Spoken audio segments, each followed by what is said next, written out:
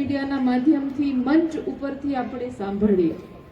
ખેડૂત તરીકે એમ થાય કે ક્યાંક આ લોકોની વાતો સરકાર સુધી પહોંચે અને અમને ન્યાય મળે, ક્યાંક સરકારને દિલમાં રામ બેસે અને આટલી બધી જાહેરાતો કરે, હજારો કરોડના ખર્ચા કરે, ફક્ત સરકારની વાહવાહી કરવા માટે આટલા બધા હજાર કરોડના ખર્ચા કરતા હોય, ત્યારે જ્યારે ખેડૂતોને ખરેખર પરિસ્થિતિ નબળી આવી છે ત્યારે સરકારને કંઈક એવું થાય કે આ લોકો ક્યાં તો એમનો રામ જાગે ને ક્યાં તો આ લોકોના બોલવાથી જાગે, એવી આશા સાથે આપણે બધા જાગા.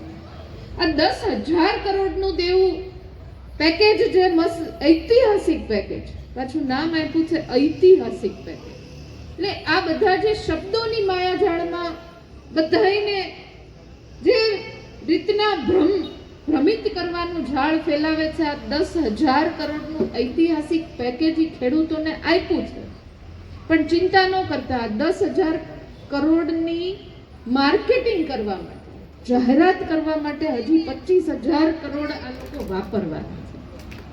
એટલે ખાલી 10,000 ઐતિહાસિક પેકેજ આપીને ખુશી વ્યક્ત કરો, પણ આભાર નરેન્દ્રભાઈ, આભાર જીતુભાઈ, આભાર મુખ્યમંત્રી શ્રી.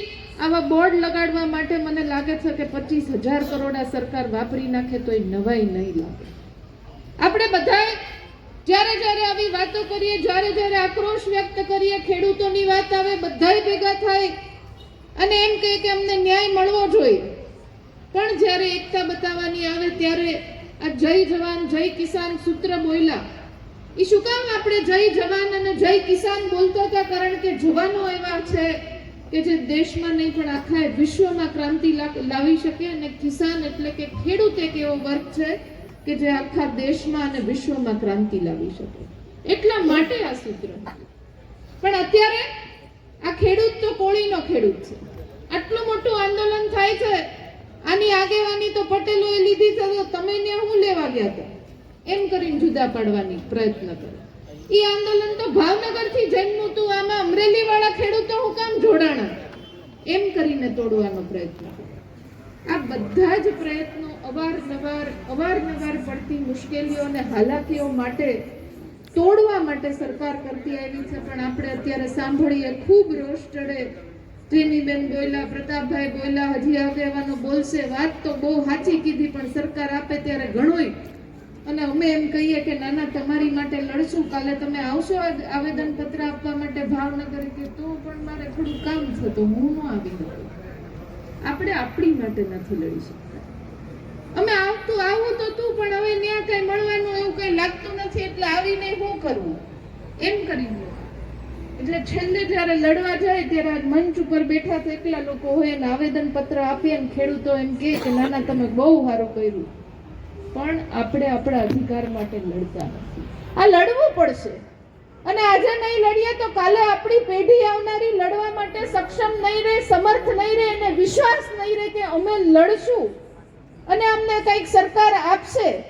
આવો કોઈ પણ પ્રકારનો વિશ્વાસ રાખવા માટે પણ પેઢી સમર્થ નહીં રહી. એટલે એને બતાવવા માટે પણ લડવું પડશે કે આપણો હક અને અધિકાર જો આપણને સરકાર આપવામાં ક્યાંક પાછી પડે તો એને છીનવવો પડે, અને છીનવવો કેવી રીતના એનો રસ્તો આપણે બતાવવો પડશે. એટલે આપ બધાને વિનંતી કરું છું, આ બધા જ આંકડા એ તમે અહીંયા જેટલા આવ્યા છો એના સિવાય પણ જે નથી આવી શક્યા એને ઘર ઘર સુધી તમે પહોંચાડજો કે આ કોઈ ઐતિહાસિક પેકેજ નથી, પણ આ એક લોલીપોપ વાળું પેકેજ છે ને આ બધાને ભ્રમિત કરનારું પેકેજ છે. તમારી વિસ્તારના તાલુકા પંચાયતના સદસ્યને ઘરે જઈને પૂછજો કે ભાઈ તું લાવ પત્ર લખીને અમને આપ કે અમારે ખેડૂતો માટે લડવું છે, અમારી સરકારમાં રજૂઆત કરવી છે કે આ 10,000 કરોડથી અમારા ખેડૂતને કોઈ ફાયદો નહીં થાય, તું પત્ર લખીને આપ. આ તમને વિનંતી કરું છું કે તમારા વિસ્તારના ચૂંટાયેલા ભારતીય જનતા પાર્ટીના જિલ્લા પંચાયતના સભ્ય હોય, તાલુકા પંચાયત, નગરપાલિકા, કોર્પોરેટર, ધારાસભ્ય અને સંસદ સભ્ય, જો એ ખરા અર્થમાં તમારા મત થકી ચૂંટાઈને પ્રતિનિધિ બન્યા હોય તો એને વિનંતી નહીં, આક્રોશ સાથે કહેજો કે તમારી સરકારમાં તમે પત્ર લખીને આપો કે આ પેકેજ ઐતિહાસિક પેકેજ નથી, આ પેકેજ લોલીપોપ પેકેજ છે. અને ભાવનગરે તો એની આગેવાની લેવી જ પડે, કારણ કે કૃષિ મંત્રી તમારા અહીંના પનોતા પુત્ર છે. અને જો એ પોતે ભાવનગરની પીડા ન સમજતા હોય તો રાજ્યની પીડા તો કેમ સમજી શકે? એટલે તમે એના ઘરે જઈને ઢોલ વગાડીને કહેજો કે ભાઈ તમે ભાવનગરના પુત્ર છો તો પેલા ભાવનગરને ન્યાય આપો, ત્યારે તમે ગુજરાતના ખેડૂતોની વાત કરી શકશો. એટલે આ બધાઈને વિનંતી છે, જે આ યાત્રા તમારા માટે લડવા માટે નીકળી છે, એમાં જે પણ સહકાર દેવાતો હોય દેજો. સોશિયલ મીડિયાના માધ્યમથી, મીડિયાના માધ્યમથી તમારા ઘરે પરિવારના સભ્યો આ બધાને કહેજો કે જાગૃત બનીને આપણા હકની લડાઈ છે. આ ભીખ નથી, સરકાર જે આપે છે એ ભીખ નથી આપી રહી, આપણા અધિકારનું આપણે માંગી રહ્યા છે. એટલા માટે એક પ્રબળ અવાજ, પ્રચંડ અવાજ સાથે બધાએ એક સાથે નીકળીને સંપૂર્ણ દેવા માફીની જાહેરાત ન થાય ત્યાં સુધી આ લડત જારી રાખવી પડશે એવી આશા સાથે આપ સૌનો ખૂબ હૃદયપૂર્વકનો ધન્યવાદ. આભાર બેન શ્રી જેનીબેન. અને હવે પૂર્વ ધારાસભ્ય શ્રી લલિતભાઈ વસોયા સાહેબને વિનંતી કરું તો તેઓ પોતાની લાગણીઓ વ્યક્ત કરે. માનનીય લલિતભાઈ વસોયા.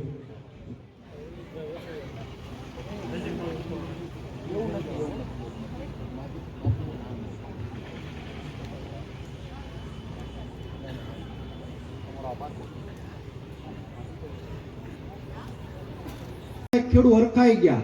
ફોન આવ્યો કે પ્રતાપભાઈ કે તમારી દેવા માફીની વાત હકેલી લ્યો. મેં ખોડાભાઈ કેમ હકેલી લઉં? મને કે 10,000 કરોડનું પેકેજ આપ્યું. એટલે શક્તિ બાપુ હું તો ગભરાઈને સીધો ગાડીનો સેલ્ફ ડ્રાઈવરને કીધું માર આ ખોડાભાઈની મુલાકાતે જવું પડે એમ છે, આપણે એની સામે બેહવું પડે એમ છે. મેં તમારા ખાતામાં કેટલા રૂપિયા આવશે? મને કે 10,000 કરોડ પ્રમાણે કે અમારું થોડુંક તો માફ થઈ જાય. મેં બાપા કેટલું થઈ જાય? મને કે ઈ નથી ખબર, ઈ મને સમજાય.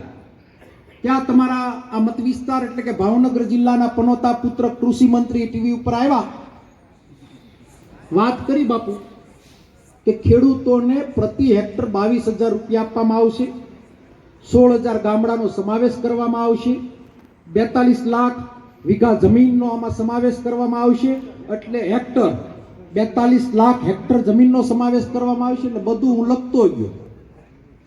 થોડા બાપાને બેહીને બધું લખીને મેં સમજાવ્યું. મેં બાપા તમારા ભાગમાં હેક્ટરે 22,000 એટલે 2 હેક્ટરના 44,000, અમારે નાનો વીઘો ને મોટો વીઘો બે મિક્સિંગ છે એટલે મેં 6.5 વીઘા ગણ્યા. 6.25 વીઘાએ હેક્ટર પૂરું થાય, 6.5 વીઘાનો હિસાબ આપ્યો, 22,000 ને મેં ભાગાકાર કર્યો, 3520 રૂપિયા પ્રતિ વીઘે એટલે કે 13 વીઘાના ખોડા બાપા તમને રૂપિયા આપવામાં આવશે. એટલે ખોડા બાપાની આંખમાં આહુડા પડી ગયા. મને કે એટલા જ આવશે? મેં કીધું આ આવે તો આવે, હજી આને પેકેજ આપ્યું છે, આને આ જાહેરાત કરી છે. ભૂતકાળમાં આપણા વડાપ્રધાને 1900 કરોડનું પેકેજ ભાવનગરમાં આપી ગયા હતા. ભાવનગરની બજારમાં તાળીઓ વગાડવા આમાંથી નહીં કોક ગયા હશે? ગયા તક નહીં? હે ટીવીમાં આવું જોયું તું કે નહીં?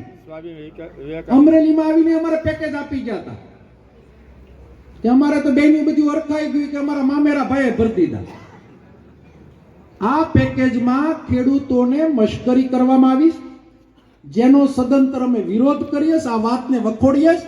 3520 રૂપિયામાં 1 વીઘાનું સિંગનું બિયારણ ન થાય, 3520 રૂપિયામાં 7 દિવસની મજૂરી ન થાય. આ 10,000ના પેકેજમાં માલધારીનો ઘાસચારો ન આવે, આ 10,000ના પેકેજમાં ખેડૂતોને ન્યાય ન મળે.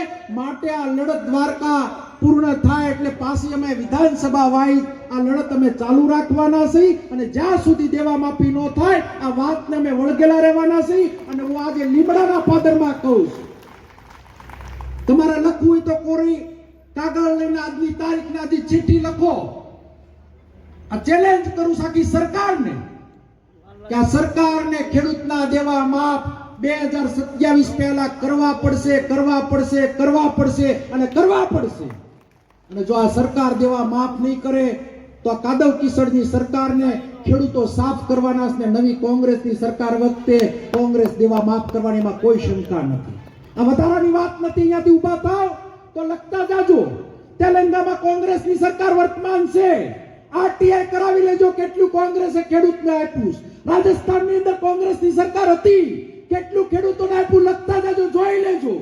મધ્યપ્રદેશની અંદર કોંગ્રેસની સરકારે ખેડૂતના દેવા માફ કર્યા, છત્તીસગઢની અંદર કોંગ્રેસની સરકારે દેવા માફ કર્યા અને દેશના પનોતા પુત્ર મનમોહન સિંહે એક ઝટકે 72,000 કરોડના ખેડૂતના દેવા માફ કર્યા. આ એક કોંગ્રેસની સરકારે એ સમયમાં કામ કર્યું છે. હિમાચલમાં કોંગ્રેસની સરકારે ખેડૂતને આપ્યું છે, ત્યારે અહીંયાની સરકાર વર્તમાન સરકારની સાથે ગુજરાતની સાથે ડબલ એન્જિન, હમણાં બાપુએ તો કીધું ત્રણપણું એન્જિન, તાલુકા પંચાયત એની, જિલ્લા પંચાયત એની, લોકસભા એની, ધારાસભ્યો એના.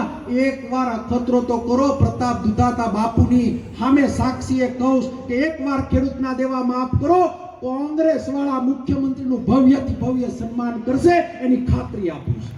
પણ નહીં કરે, એક વિજય માલ્યા નામનું પડીકું લઈને 9,000 કરોડ લઈને ભાગી જતો હોય અને હિન્દુસ્તાનના ખેડૂતોના દેવા માફીની અમે વાત કરીએ, બીજી બાજુ 21 લાખ કરોડ રૂપિયાના કંપનીઓના આ સરકાર જો માફ કરી શકતી હોય તો ખેડૂત વિરોધી સરકારને સૌ જાકારો આપજો. ભાષણ સાંભળી અને જ્યાં જ્યાં જાઓ ત્યાં ખેડૂતની વાતો કરજો. સૌથી શક્તિસિંહ બાપુ આનંદની વાત એ થઈ છે કે આપ યાત્રા જ્યારથી ત્યાંથી શરૂઆત કરી, પાલભાઈ અને લાલભાઈ તમે બધાએ જે યાત્રા લઈને નીકળ્યા છો, ખેડૂતની એકતાનો પ્રસંગ એટલા માટે મને પરિચય થયો કે ગામડામાં પગ મૂકીએ તો કોઈ નથી કહેતું હું પટેલ છું, કોઈ નથી કહેતું હું કોળી છું, કોઈ નથી કહેતું હું દરબાર છું, કોઈ નથી કહેતું હું માલધારી છું. જ્યાં વાત કરીને લોકો વાત કરે કે અમે ખેડૂત છીએ, આ ઓળખ આપવાનું કામ કોંગ્રેસે કર્યું. 18 વર્ષને એક ગુંગણમાં બેસાડવાનું કામ કોંગ્રેસે કર્યું. સૌથી મોટો આનંદ છે આ સરકારે વાડામાં આપણને વેસવાનું કામ કર્યું હતું. અહીંથી ઊભા થઈને બહાર નીકળીએ તો આપણી પહેલી ઓળખ આપણે ખેડૂત આપશું. હું નથી પટેલ કે નથી કોળી કે હું નથી કાઠી, મારી ઓળખ ખેડૂતના દીકરાની, ખેડૂતની માટે ખેડૂત બનીને આપણા હક માટે લડીએ, આપણા હકની લડાઈ માટે સૌ સંગઠિત બની અને આપણે આપણો હક છીનવીએ, એટલી સભ્યતા સાથે જય હિન્દ, જય ભારત. જય જવાન, જય જવાન, જય જવાન, જય કિસાન.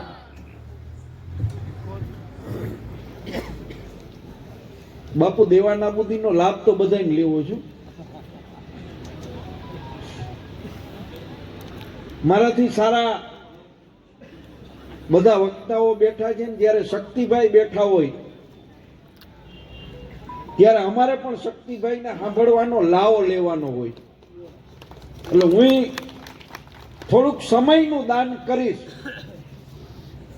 પણ મારે કહેવું છે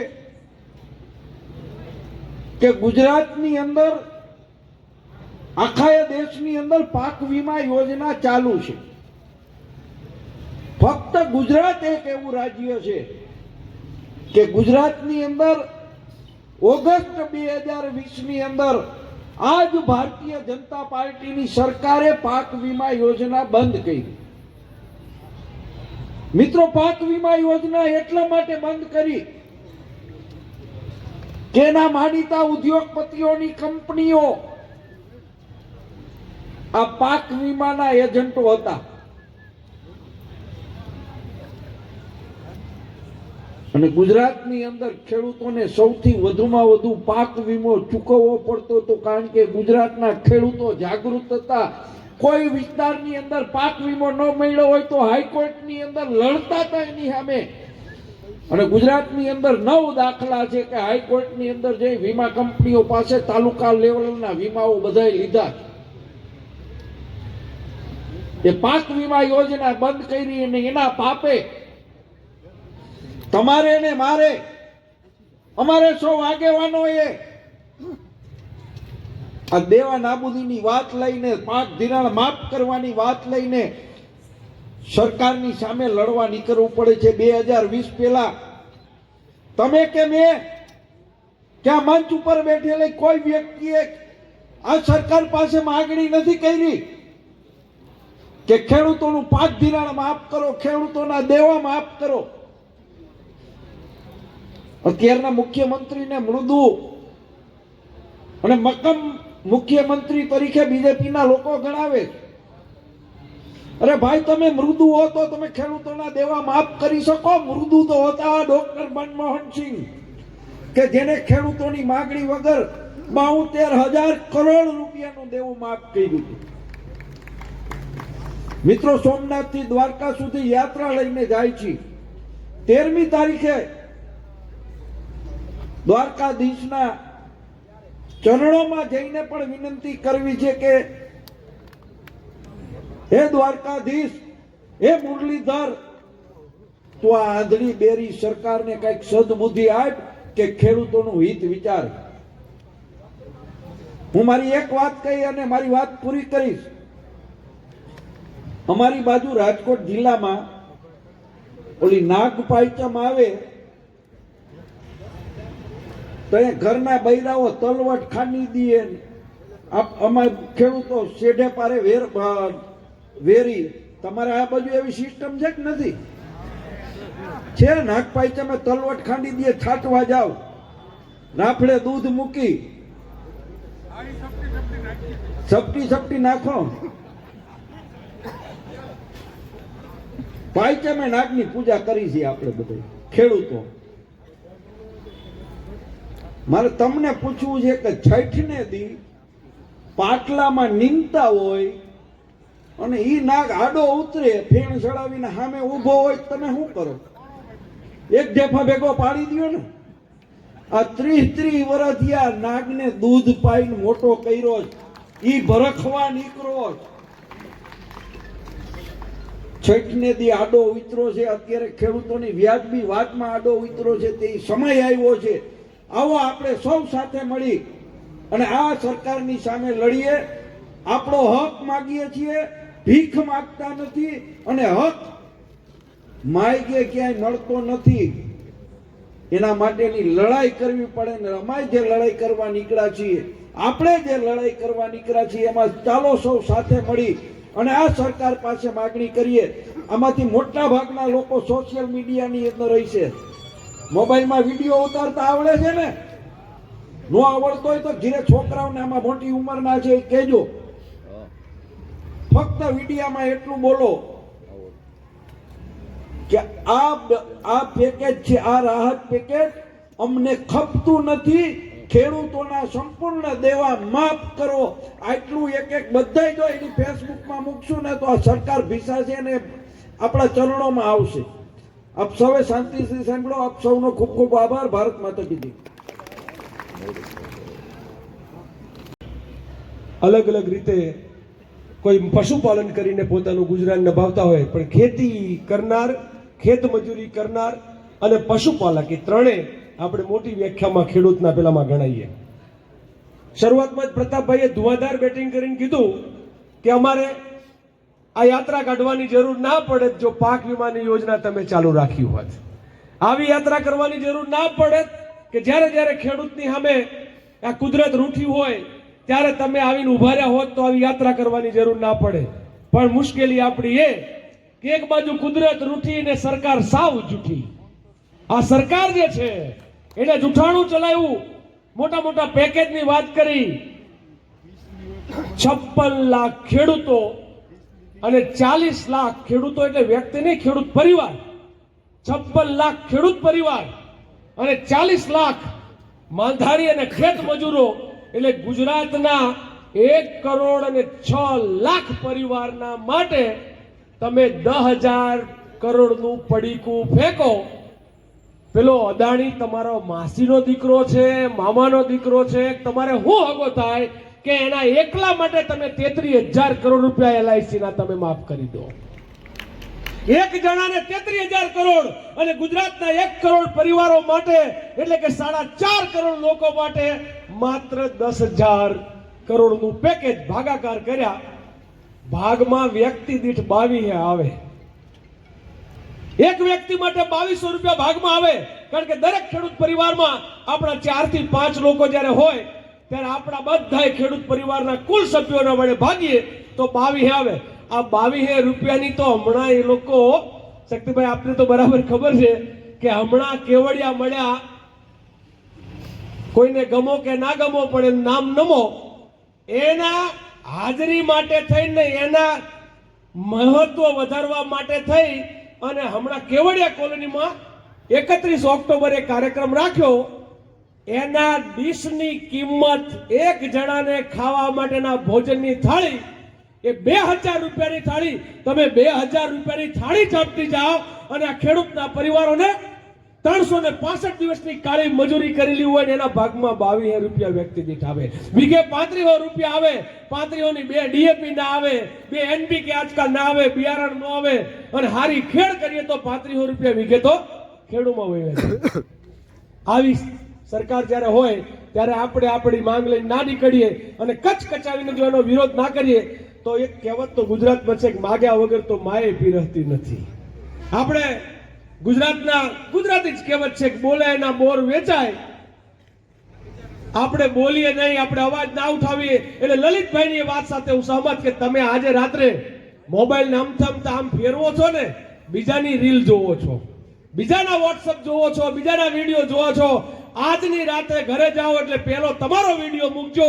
એ વોટ્સઅપમાં હોય, એ ઇન્સ્ટામાં હોય કે ફેસબુકમાં હોય, અને તમે વિડીયો મૂકીને એમ કહેજો કે લોલીપોપના પડીકા કે ચોકલેટો આપવાનું બંધ કરો અને ખેડૂતનું દેવું માફ કરો. આના માટેનું સૂત્ર છે. આપણે શરૂઆતથી જે ખેડૂએ કીધું કે ખેડૂતનું દેવું માફ કરો નહીં તો ભાજપ સાફ કરો. તો હું જ્યારે કહું કે ખેડૂતનું દેવું માફ કરો અને એકી અવાજે, આ તમે લીમડામાં છો, અનુભાના લીમડામાં છો, આ લીમડાનો અવાજ અહીંથી જે જાય એ ગુજરાતની ગાદીને ધ્રુજાવે એવો અવાજ હોવો જોઈએ. એટલે તે અવાજે બધાએ કહેશો જ્યારે હું કહું ત્યારે કે ભાઈ નહીં તો ભાજપ સાફ કરો, ખેડૂતનું દેવું માફ કરો, નહીં તો ભાજપ સાફ કરો, અને ખેડૂતનું દેવું માફ કરો, નહીં તો ભાજપ સાફ કરો. આ ખેડૂત જે છે ને એ ભીખ માંગવા નથી નીકળ્યો. શહેરના લોકોને મારે અહીંથી સંદેશ આપવો છે, ક્યાંક ને ક્યાંક સોશિયલ મીડિયાના માધ્યમથી જશે. ઘણા શહેરના લોકો જેને ખેતીની ખબર નથી, અને આપણામાંથી અમુક લોકો બાપ દાદા ઘરે ખેતી કરતા હોય, સુરતમાં અમદાવાદમાં જઈને વસી ગયા હોય, એમાંના પાછા અમુક લોકો કે આ ખેડૂતનું દેવું માફ કરે, અમે ટેક્સ ભરીને મરી જઈએ, ખેડૂતના સબસિડી ખેડૂતના દેવા માફ. આ મૂર્ખાઓને ખબર જ નથી કે તમે 12 મહિનામાં એક વખત તમારો ઇન્કમ ટેક્સ ભરો છો, 12 મહિનામાં એક વખત આઈટી રિટર્ન ભરો છો, અને ખેડૂત ગામમાં સવારમાં ઉઠીને ચાની ભૂકી નાખે અંદર કે એમાં ખાંડ અંદર નાખે ચામાં, ત્યાંથી શરૂ કરીને હાંજનું વાળું કરીને જે વસ્તુઓ વાપરે એ દરેક વસ્તુમાં ટેક્સ ચૂકવે છે. એ બાળક ત્યાંથી લઈને ખાપણ સુધી ટેક્સ ચૂકવે છે, અને આ ખેડૂત રોજ ટેક્સ ચૂકવે છે, ડીએપીમાં ચૂકવે છે, બિયારણમાં ચૂકવે છે. આ ખેડૂત માલધારી અને ખેત મજૂરો જે ટેક્સ ચૂકવે છે એમાં તમારી સરકાર ચાલે છે. બાકી એવા 10% નોકરિયાત કરનારથી કે 10%ના ઉદ્યોગોના કારણે થઈને એ કોઈ સરકાર ચાલે નહીં. આપણે રોજ આપણે શર્ટ પહેરીએ તો મારા શર્ટને એટલો ટેક્સ લાગે, અદાણી શર્ટ પહેરે એને એટલો ટેક્સ લાગે, શક્તિભાઈના આ કંપનીને જેટલો ટેક્સ લાગે એ જ અંબાણીને લાગે. એવું નથી કે ભાઈ અંબાણી પાસે 100 રૂપિયા છે તેને 500 કરોડનો લાગે ને આપણા 25 રૂપિયા લાગે, એવું તો છે જ નહીં. બધા સરખો ટેક્સ ભરીએ તો આપણો અધિકાર છે, અને અધિકાર માંગીએ છીએ. આવા અધિકારની વાત લઈને જ્યારે નીકળે છે ત્યારે તમને સૌને વિનંતી કે કાલે આ લોકોએ કાલે એવું રાજકારણ છે એમનું, તો રાજકારણ હમણાં કોઈ મીડિયા વાળાએ પૂછ્યું કે તમે આ ખેડૂતના મુદ્દે રાજકારણ નથી કરતા,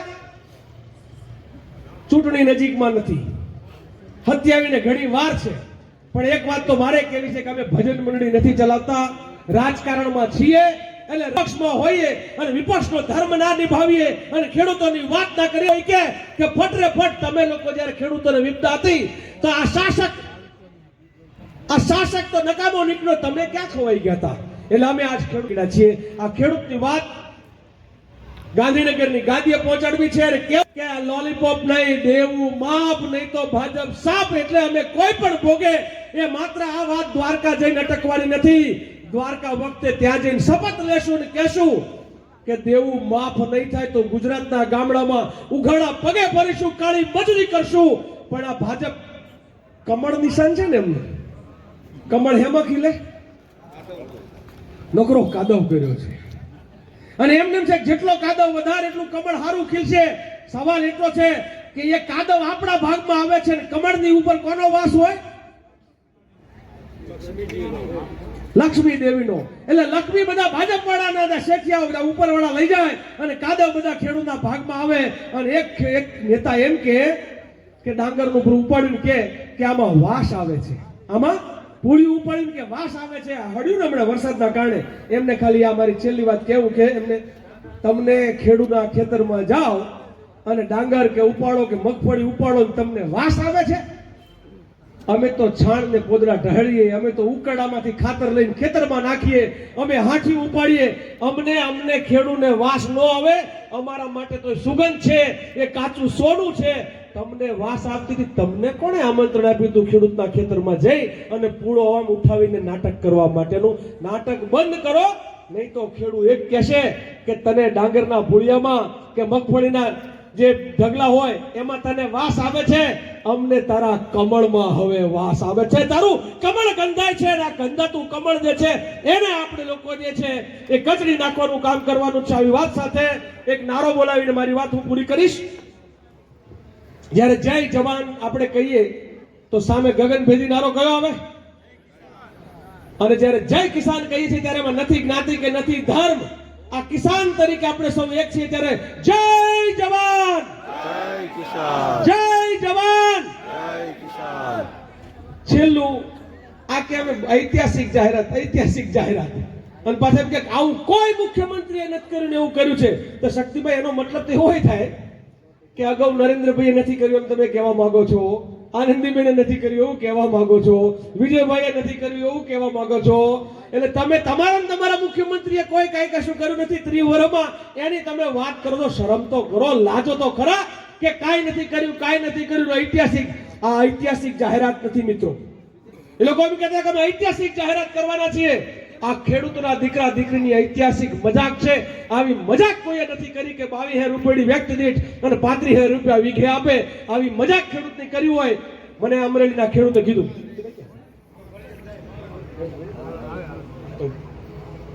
શક્તિભાઈ કદાચ મને થોડો વધારે સમય આપવા માટે થઈને પાછળ બીજી વાતે વડા છે. હમણાં ખેડૂતે કીધું કે લાલજીભાઈ આ 22,000 રૂપિયાની જે વાત છે ને વ્યક્તિ દીઠ 35,000 વીઘામાં, એ કે અમને એવું મન થાય છે કે અમે એવું વિડીયો કરીને કહીએ કે સરકાર જો અત્યારે તકલીફમાં હોય તો અમે દરેક ખેડૂત તમને 22,000 રૂપિયા આપી દેવા તૈયાર છીએ. અમે સામેથી તમને આપીએ. આપણે ખેડૂતના ઘરે જ્યારે કંઈક પાક્યું હોય ને ખડે કોક આવીને ઊભું રહે ત્યારે આપણે એને માગ્યું આપવાની જે આજે પ્રથા છે, એટલે ખેડૂત જે આપી શકે એ ખડામાંથી ને ખેતરમાંથી આપી શકે. તમે ગુજરાતનો ટેક્સ ઉઘરાવો ને તમે ખેડૂતને આ રીતના ખાલી ચોકલેટ આપીને સમજાવવા ના ચાલે. એટલા માટે થઈને તમે નરેન્દ્રભાઈ મોદીના 3 વિડીયો આજ ઇન્સ્ટામાં રાતે સાંભળજો. આમ તો એને કઈ પોપ્યુલર કરવા જેવા નથી, હવે પતી ગયા છે, પણ તોય સાંભળજો. એને 2013માં અહીંયા આખા ગુજરાતમાં આખા ભારતમાં પ્રચારમાં એમ કહેતા હતા કે હું વડાપ્રધાન, દેશનો વડાપ્રધાન બનીશ, પહેલી કેબિનેટની મારી મીટિંગ હશે અને પહેલી મીટિંગમાં હું આખા ભારતના ખેડૂતોનું દેવું માફ કરવાની સહી કરીશ. આ નરેન્દ્ર મોદી પોતે બોલ્યા હતા. આપણે કહીએ છીએ કે એક વખત તો કરીને બતાવો. 11 વર્ષ થયા, 11 વર્ષ થયા, એક વખત તો કરીને બતાવો. અમે રાહ જોઈએ છીએ. અને તમારે જોવું જ હોય તો એ મનમોહનસિંહ સરકારને જોવો કે એક ઝાટકે આખા ભારતના ખેડૂત જે છે એના નવા જૂના બધા દેણા માફ કર્યા હતા. વડાપ્રધાન બનવું હોય તો મનમોહનસિંહ જેવું બનાય, વાયદા કરી અને ફરી જવા વાળી જે છે એ વાત ન કરાય.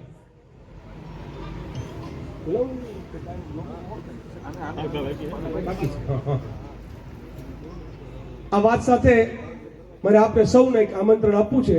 13મી તારીખે પાલભાઈ દ્વારકાથી આવે છે. દ્વારકામાં 13 તારીખે આપણે આજ ખેડૂતની આખી આક્રોશ યાત્રાનું સમાપન છે. ત્યારે એ સમાપન વખતે એવું ન વિચારતા કે આપણે આટલું ક્યાં લાગુ થવું. દ્વારકાના ધણીએ આપણને કીધું છે કે ભાઈ તમે આ ખેડૂતની વાત લઈને આવતા હોય તો હવ મળીને તમારાથી જેટલાથી અવાય એવા સૌ લોકો દ્વારકા આવજો. આપને લોકોને સૌને જય જવાન, જય કિસાન, જય હિન્દ. ધન્યવાદ. આભાર. તો કરવી જ છે, આ કોઈ વાતમાં આવવું નથી.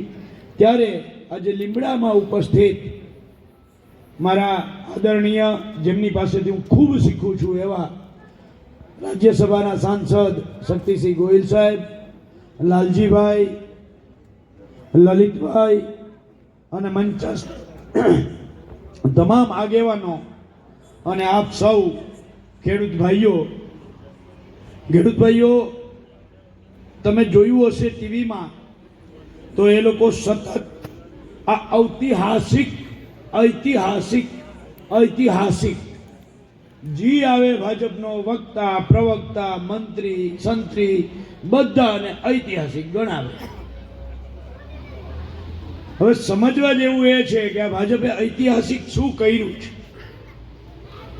આ ભાજપે ઐતિહાસિક કર્યું કે ખેડૂતોનો ભાવ 2013-14માં મગફળી હોય કે કપાસ હોય કે અન્ય ભાવ જે આસમાને હતા એને તળિયે લઈ આવી દીધા. શું થયું ઐતિહાસિક? કે મગફળી 1200-1300 રૂપિયા હતી, ત્યાંથી અત્યારે આજે 750 એ લઈ આવી દીધી. એની સામે દવા, ખાતર, બિયારણ, ડીઝલ, ખેત ઓજાર, મજૂરી આ બધું જે તળિયે હતું એને ઐતિહાસિક સપાટીએ ઉપર પહોંચાડી દીધું. બીજું ઐતિહાસિક શું કર્યું? ઉદ્યોગપતિઓને ઐતિહાસિક પૈસા આપી દીધા. 11 વર્ષમાં નરેન્દ્ર મોદી સરકારે ઉદ્યોગપતિઓના 20 થી 25 લાખ કરોડ રૂપિયા માફ કર્યા. આ ઐતિહાસિક થયું. ત્રીજું, લાલજીભાઈએ જે કહ્યું કુદરત રૂઠી, સરકાર જૂઠી. આ સરકારે ખોટું બોલવામાં ઐતિહાસિક કરી નાખ્યું છે. અને જોયા જેવું એ છે કે આ દેશના વડાપ્રધાન જેટલું બોલ્યા ને, જેટલા વચનો આપ્યા ને એનાથી એને ઉલટું કર્યું. એણે એમ કહ્યું કે હું ખેડૂતોનું દેવું માફ કરીશ, ખેડૂતોને ડબલ દેવાદાર કરી દીધા. એણે એમ કહ્યું હું ખેડૂતોની આવક ડબલ કરીશ, ખેડૂતોની આવક અડધી કરી દીધી.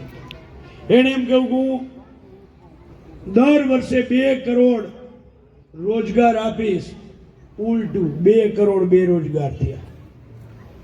આ બધું ઐતિહાસિક તમે કર્યું છે. એટલે ઐતિહાસિકમાં જુઠ્ઠું બોલવામાં આ સરકાર ક્યાંય પાછી પાયની કરી નથી અને એ ઐતિહાસિક જૂઠું બોલ્યા છે. એનું એક ઉદાહરણ હું તમને આપું. ગયા વર્ષે અતિવૃષ્ટિ થઈ જુલાઈ ઓગસ્ટમાં. સરકારે 1750 કરોડનું પેકેજ આપ્યું, જાહેર કર્યું, સોરી આપ્યું નહીં, 1750 કરોડનું પેકેજ જાહેર કર્યું. આ પેકેજમાંથી આજની તારીખમાં સરકારે 500 કરોડ ચૂકવા નથી.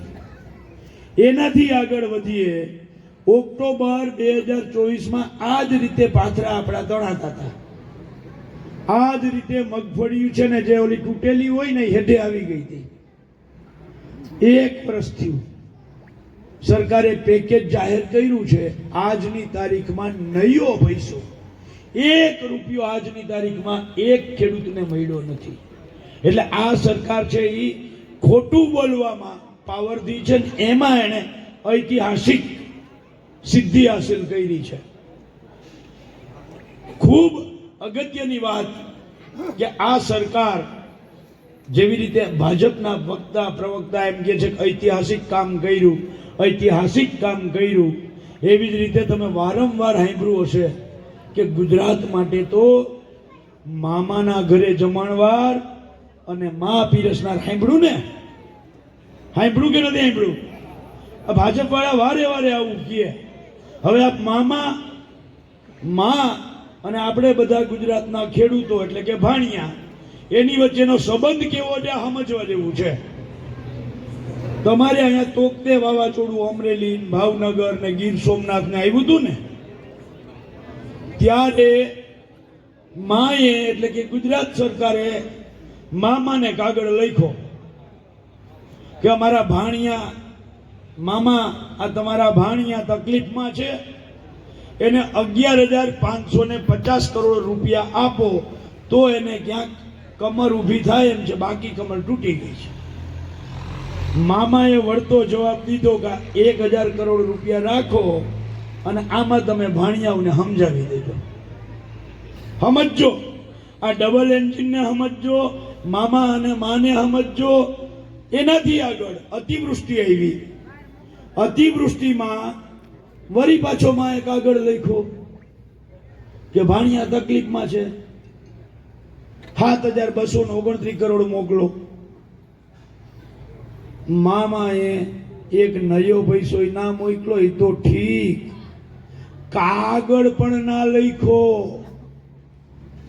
7,229 કરોડ રૂપિયા માએ કહ્યું મામાને કે અહીંયા ભાણેજડાઓને જરૂર છે.